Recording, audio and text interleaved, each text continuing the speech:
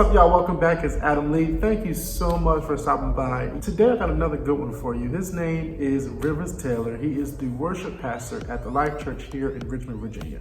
When I went to their live recording a few months ago, my mind was completely blown away to the point that I said, I have to meet this individual.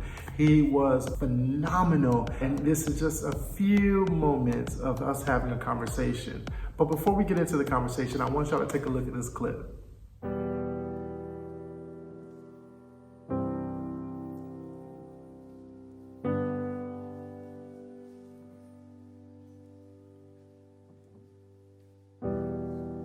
The Lord is my shepherd, I have all I need. He takes me to green meadows, and He walks with me. I have no fear, I have no fear, I have no fear. Because He walks with me, I have no fear, I have no fear, I have no fear. Because He walks with me.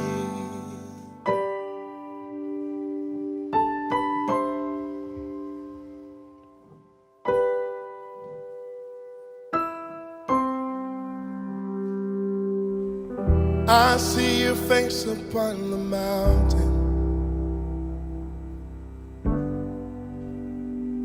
where my peace should be. I hear Your voice down in the valley,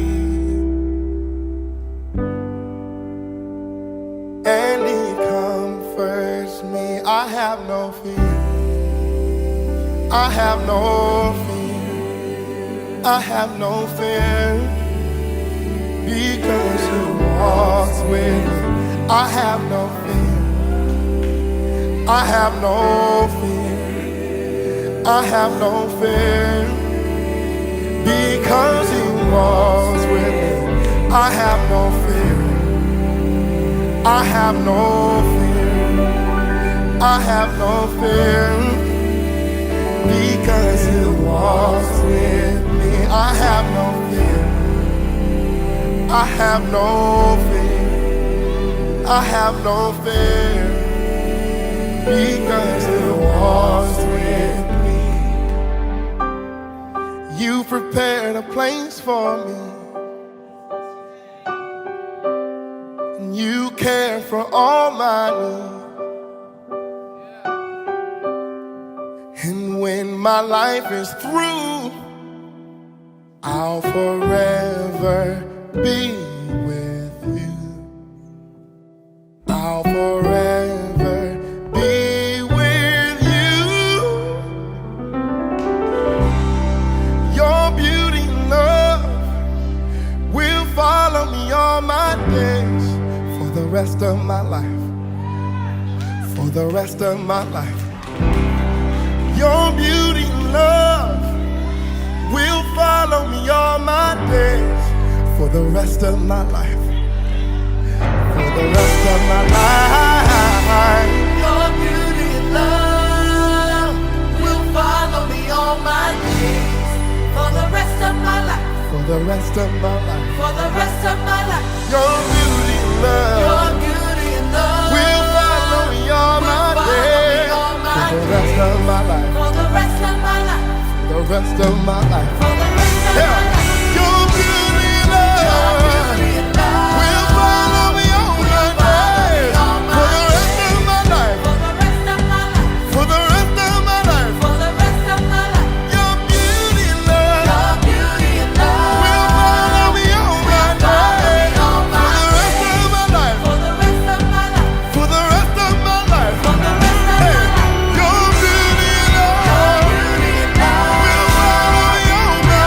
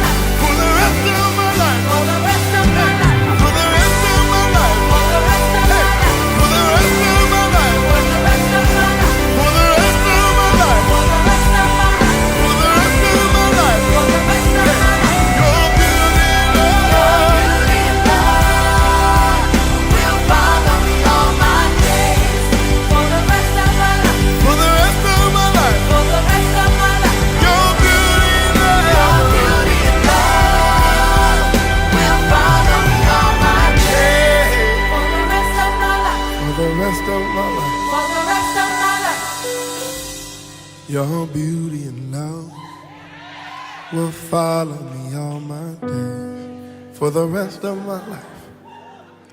For the rest of my life. Your beauty and love will follow me all my days. For the rest of my life. For the rest of my life. For the rest of my life. For the rest of my life.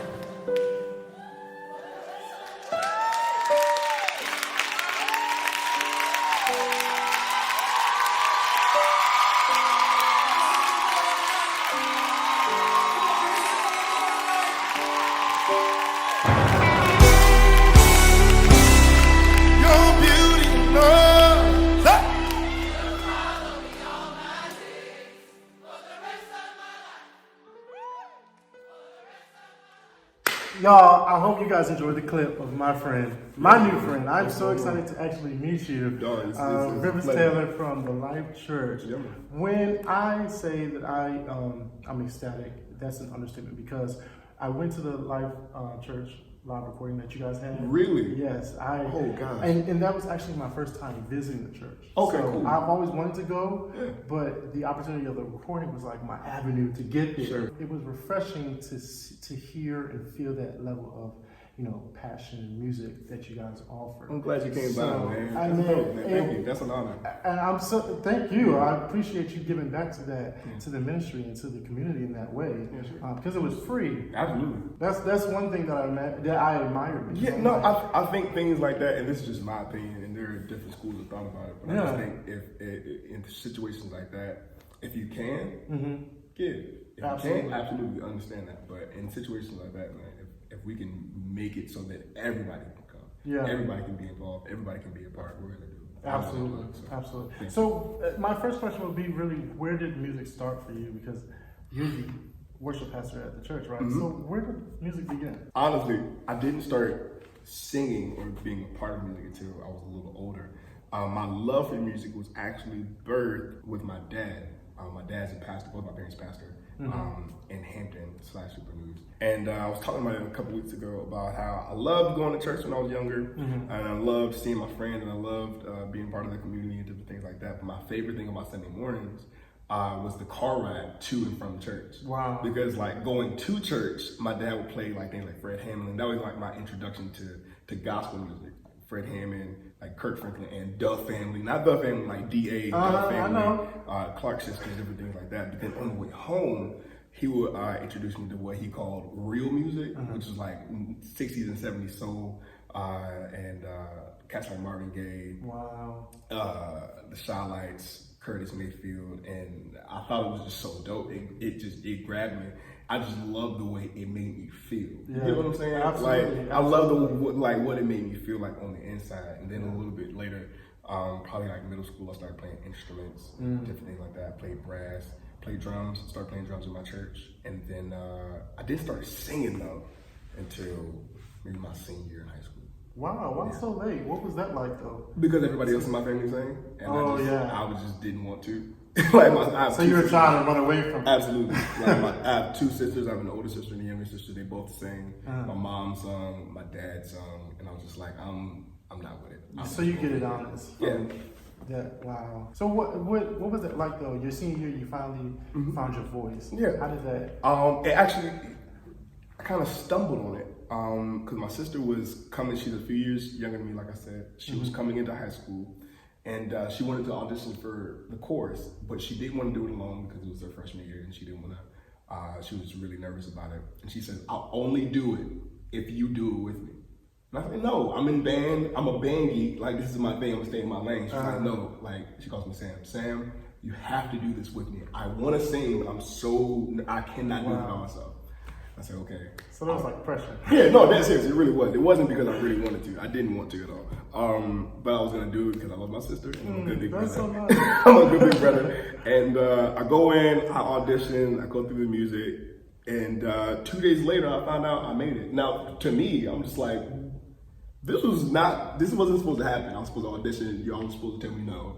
And that was going to be it. But I ended up making it. And really fell in love with like voice, like not even just singing, but everything that goes along with singing, all of the techniques and the different approaches, different things like that. And before I knew it, I was going to school. Like I graduated and I ended up going to school for music and going to school for voice in particular. So senior year kind of changed everything for me, and it all happened on accident. How did that kind of, I guess, bridge the gap with ministry and all of that stuff? And music. A lot of these things, especially I think in the beginning of my ministry, of my musical life, kind of happened on accident. I can honestly say there were a few years that nothing happened with intention. It was more so like I kind of fell into it. Like God literally, that's how you know it's God. Like, right? you know it's God. Cause you look back and be like, wow, God, you really put me in this situation, in this place with this person. Absolutely. This person introduced me to this idea. I would have never known to do it on my own. At the end of my freshman year, I'll say, my friends had been, singing in different churches, and that just wasn't my scene, because I was just like going to church and that was cool. And like I just enjoyed going there and seeing them do their thing, and I would bounce. And one day I was going to church with a group of friends of mine and said, "Yo, do you want to be a part of the young adult choir?" And I say no, just because I didn't. I was already singing with them on campus with the gospel choir at ODU, Ebony Impact. Shout out to them.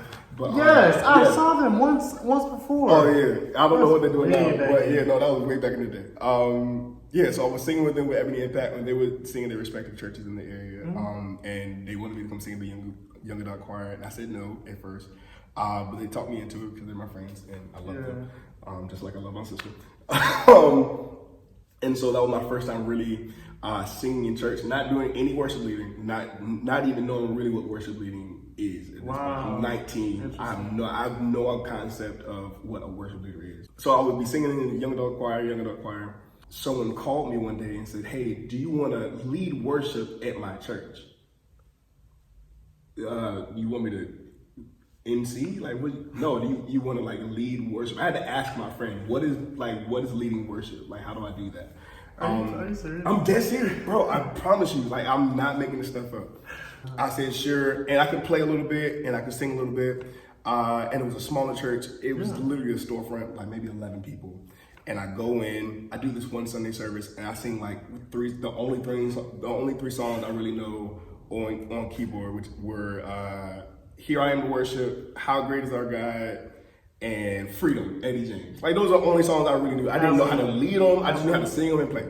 And the pastor comes to me and he says, "Hey, how do you feel about like being a minister of music here?" Oh, wow. And I was like, "Sure." He's just like, "So I'll see you next week." And I was, "Sure." Like that's it. I'm like, okay, cool. And so that was my introduction into music and ministry. But I promise you, that's exactly how it happened. Wow. Was that a challenge though? Because I'm like, now you're doing this every Sunday. So how did you kind of matriculate through that? Like, did you have to build a team, or were you kind of like praying and saying, "God, I need guidance"? Neither one. So since the church was pretty small, and I was probably the least experienced person on the planet, I was really just making it up as I went. And there was no team. It was literally just me and the first lady who would sing from the front row.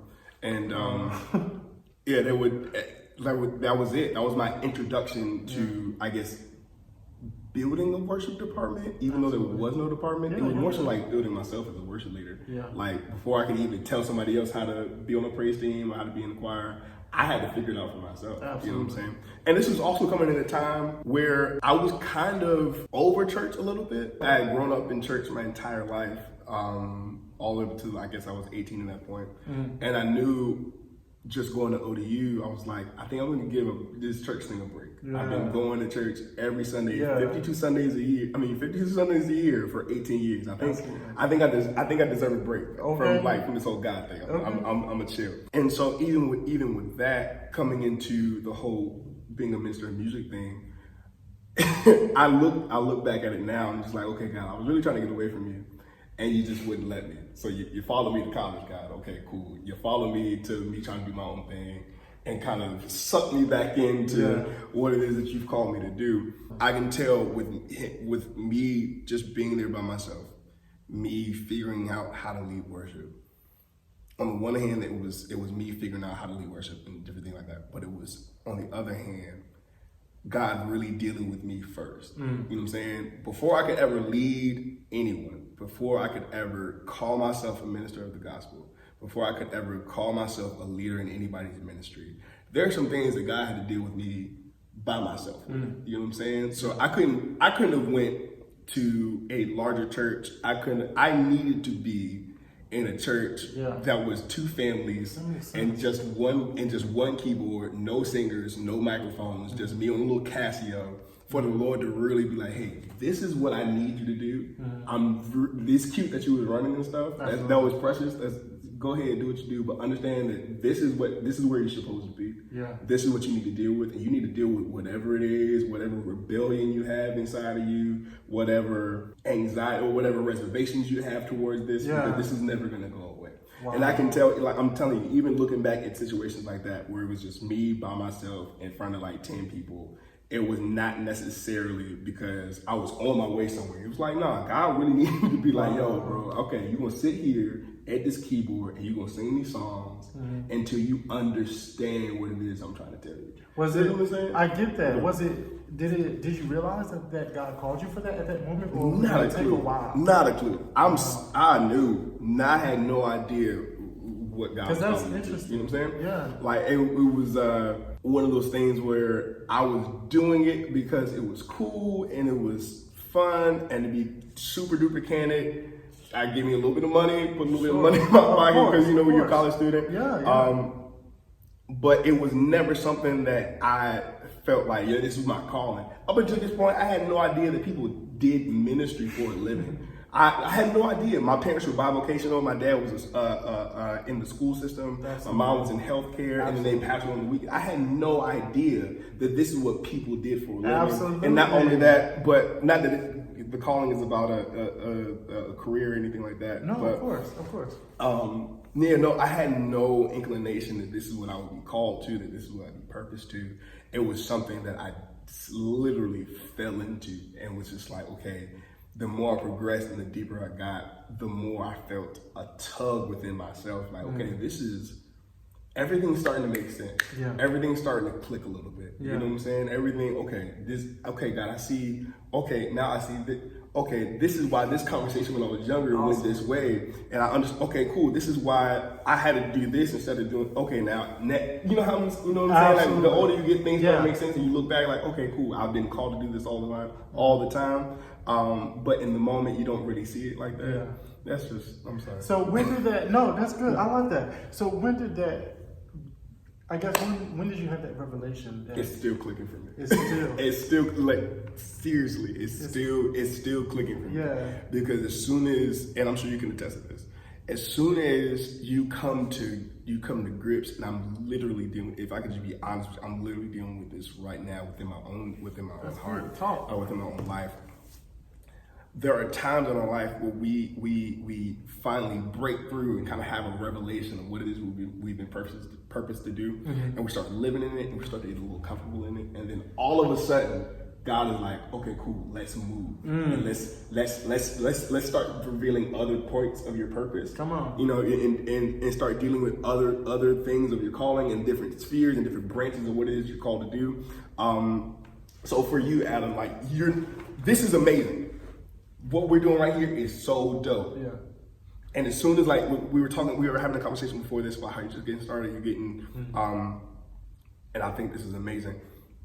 I think there's gonna come a time in even in this setting where God's gonna start revealing bigger and better things. You get what I'm saying? Already. Like exactly. So it's that's why when you say when did it click for you, I think it's still clicking because as soon as I get to like a place or a spot or a certain period where I'm just like, okay, cool, I can settle. You know what I'm saying? I'm good. That's clicked. I'm called to this. Yeah.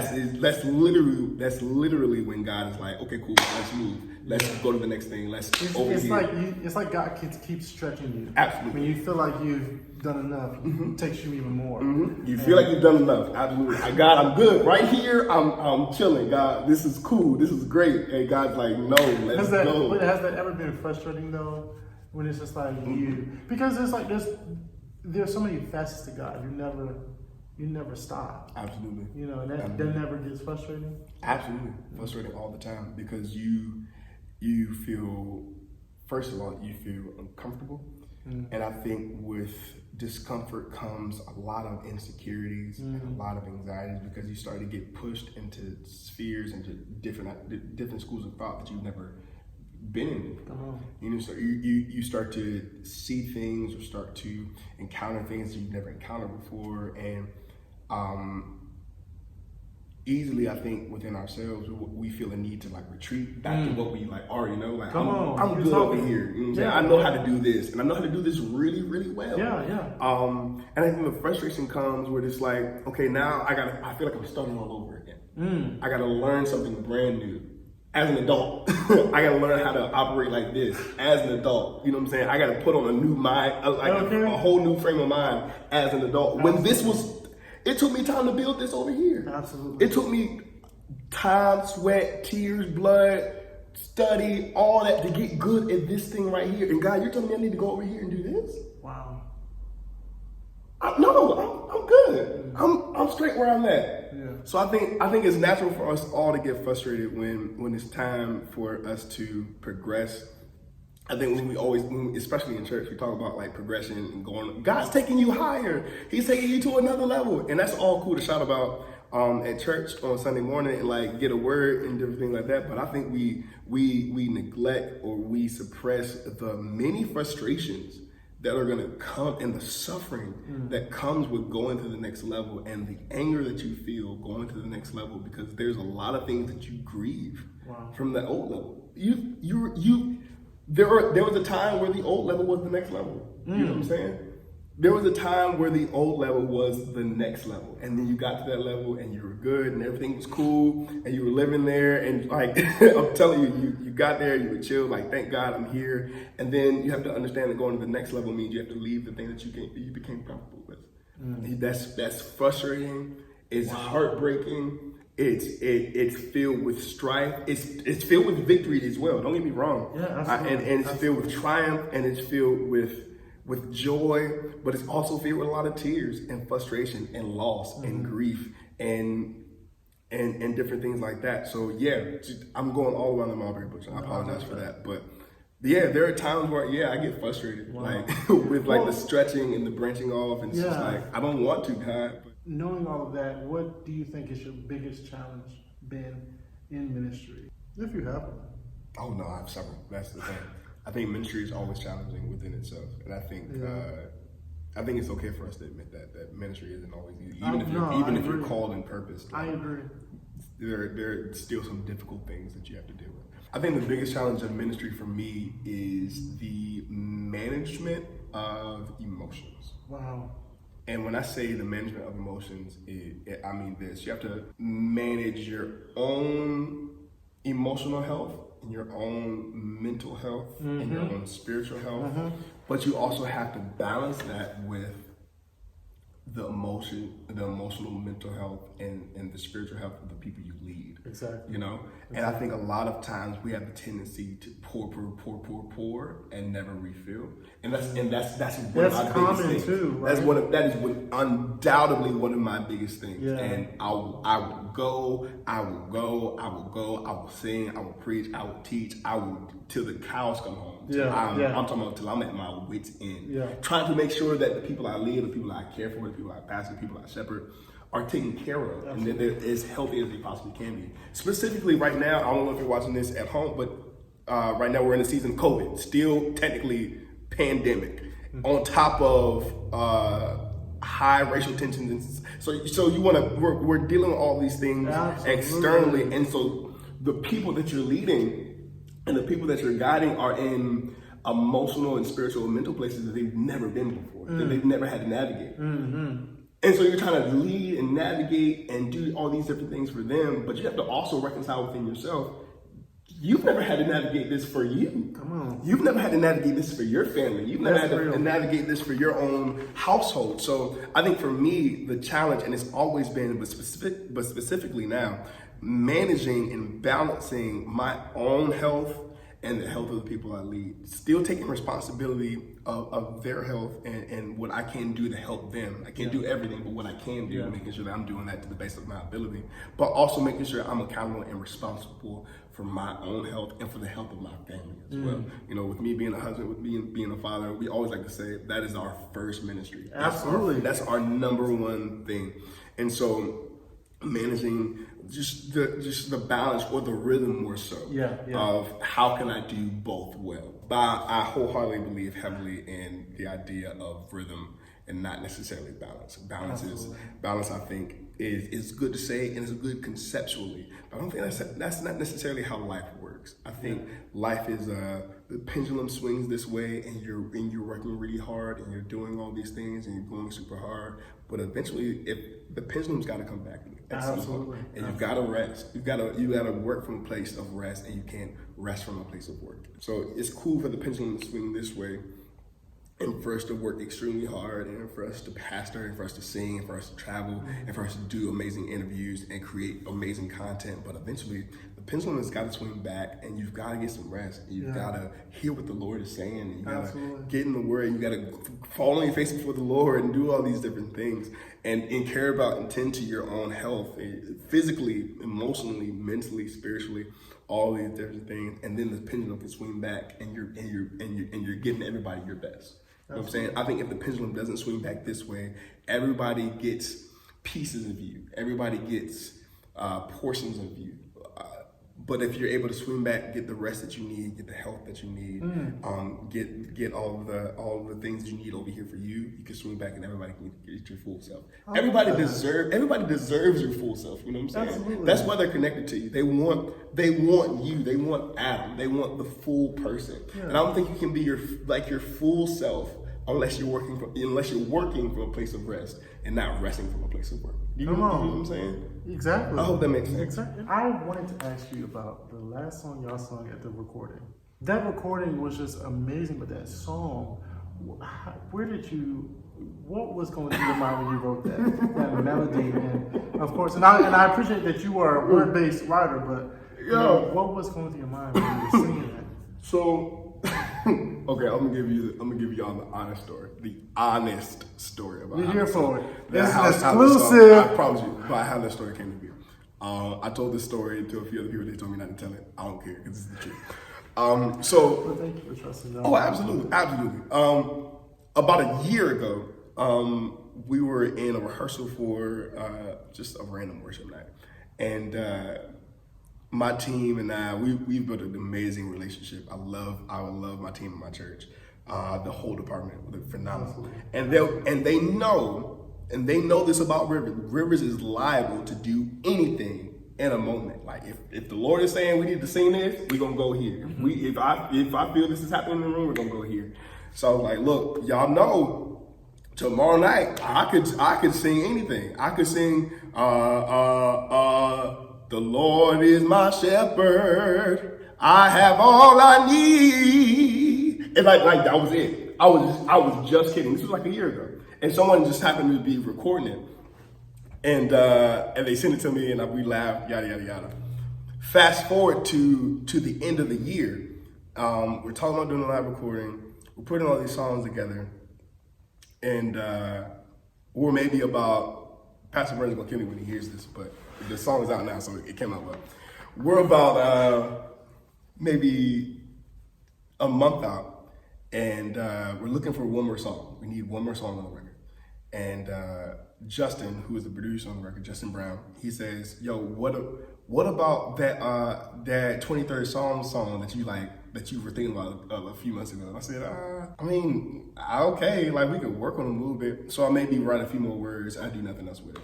We're about 2 weeks from the recording, and I've already told Pastor Vernon that the song is gonna be the record. I have not finished it. I have not finished writing anything. All I have is the Lord is my shepherd. I have all I need. He takes me to Green Meadows, and he walks with me, and I have the little chorus. I don't have a second verse. I don't have a vamp. I don't have a bridge. I don't have nothing. So maybe about a week before, and Justin doesn't have any of the production. Like we are kind of like on the nth hour.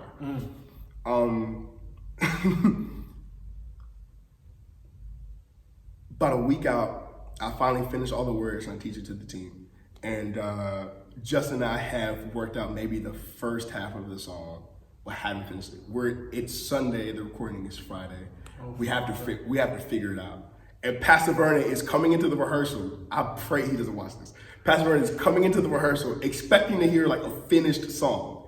And we do not have, we have a metronome tempo and we know the key. That is kind of it. We know like the basic chords in the beginning, but after a certain point, we're making it up. So good thing we were recording all the rehearsals or whatever, but Pastor Vernon comes in, he's like, all right, cool, let's hear everything, yada, yada, yada. So we go through the whole, all the songs that we've done so far. And then the reason why Psalm 23 is the last song is because we were stalling because we didn't want to do it.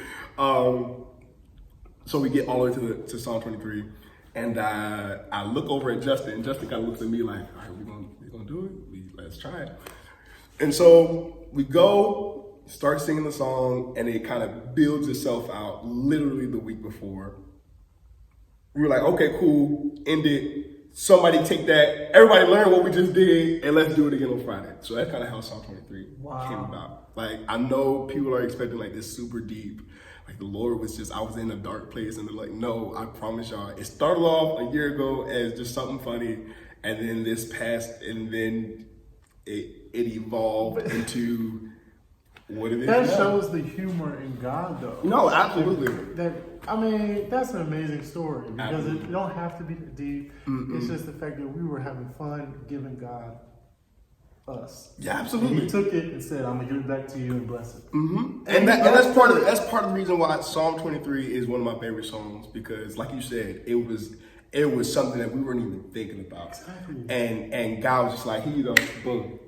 And it came together. And we know it was nothing but God, because we had no idea what we were doing. Exactly. One of those God-led moments where you look back, we know that was God. Is the You look music back out and you there? look. Yes, it is. It's out right now on iTunes, Apple Music, anywhere that you can buy or stream music. Psalm 23 by Zoe.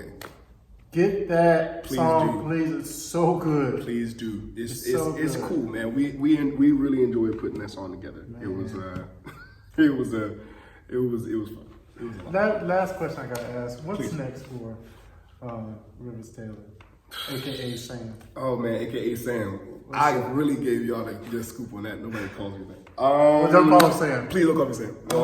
Only good friends in the family. Yeah.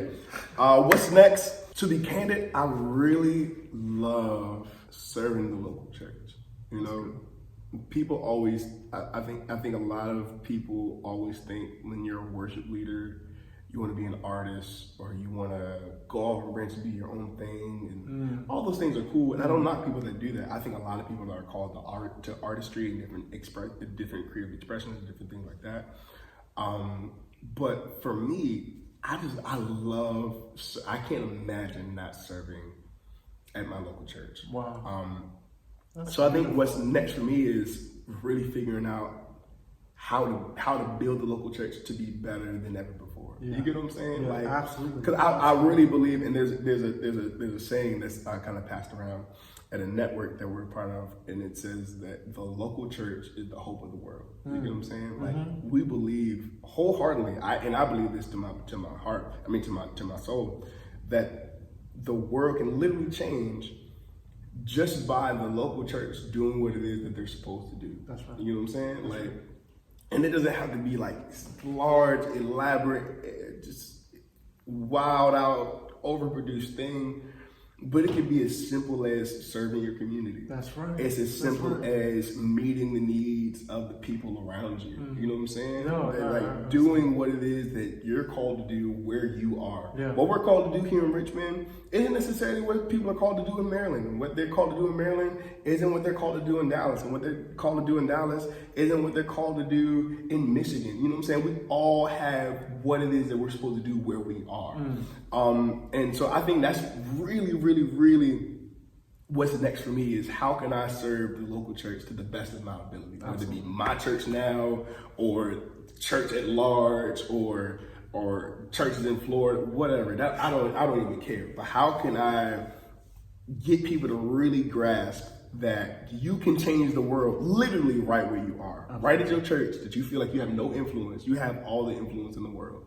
At your big church, Yeah. you have all the influence in the world. It's like grasp the idea that on whatever level, whatever budget you have, whatever resources you have at your disposal, you have literally the ability to impact so many lives around you if you would do what it is that you're called to do. Does that make sense? It makes I hope that makes perfect sense. sense.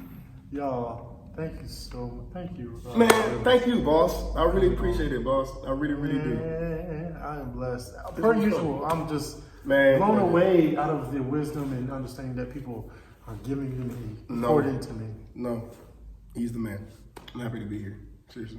Y'all, I'm trying to digest everything that was just said. I really didn't say much. I said a whole bunch He said a lot. I said a whole bunch of. I was talking in circles. I was going like this. I don't know. He spoke his truth, and when the truth is given, it sets us all free. Sets us all free. Okay. Hallelujah. I pray somebody was set free. Thank you, Lord Jesus. Y'all, if you like, give me the. I'm sorry. Give this video a thumbs up. Help us reach the masses. I appreciate y'all for watching. Last thing I always say, give someone a hug. Tell someone you love them and that you care, because it might be the only time they hear it. And I love y'all for watching. I'll see y'all in the next video. Peace.